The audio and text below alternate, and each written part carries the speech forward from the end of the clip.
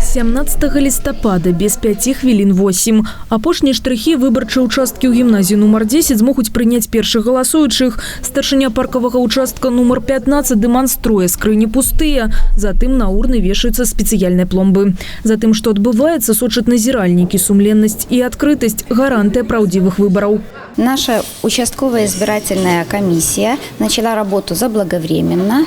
Мы провели организационное собрание с 7:30, где был рассмотрен алгоритм работы комиссии. Наши избиратели проявили большую, достаточно высокую активность на досрочном голосовании. Более 1/3 проголосовали. Мы надеемся, что и сегодня, в основной день выборов, также они будут достаточно активны. Для этого у нас в гимназии созданы все условия. Наши избиратели смогут поучаствовать в работе интерактивных площадок, в работе мастер-класса по изготовлению сувениров. Они просмотрят концерт, примут участие в беспроигрышной лотерее. У гімназіі працуе адразу два выбарчых участка – паркавы нумар 15 і хмяльніцкі нумар 14. На вуліцы яшчэ цёмна, але ў членаў камісіі ўжо ёсць праца. Яны сустракаюць выбаршчыкаў.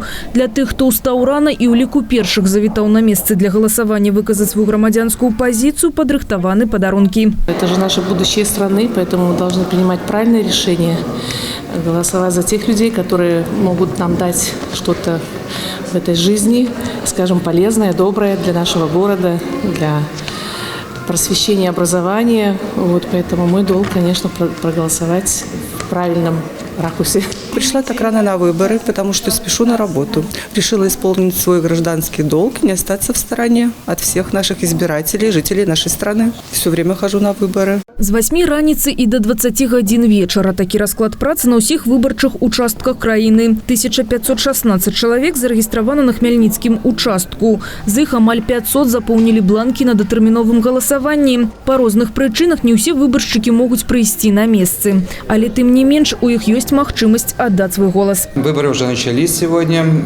Есть впервые голосующие. На нашем участке есть много пожилых людей, которым самостоятельно тяжело добраться до участка.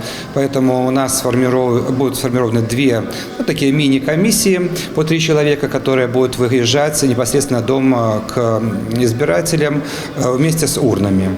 Вот. И те получат возможность проголосовать непосредственно у себя по месту жительства. 128 человек подали заявки на голосование дома. Это не обовязково сталые жыхары ці инвалиды. Члены комиссии наведуць и молодых маці. А пакуль что право выбора предоставляется на местах. 15 хвілін 9 неделя. Але жыхары региона не застаются у баку. Их позиция активная. Я не мог остаться в стороне от такого важного события. И сразу после голосования мы идем на Ледовый дворец на игру. Сегодняшний наш соперник будет хоккейный клуб «Лида».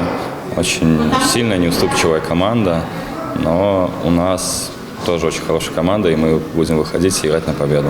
Розныя прафесіі, праца, узрост. Агульная мэта – выказаць сваё палітычнае меркаванне і быць адказным за будучыню краіны. Нагадаем, у парламенцкіх выбарах прымаюць удзел 513 кандыдатаў. Беларусы выберуць 110 дэпутатаў у Палату прадстаўнікоў Нацыянальнага сходу рэспублікі. Алесь Ушакова, Іван Бялкоў, МКТБ.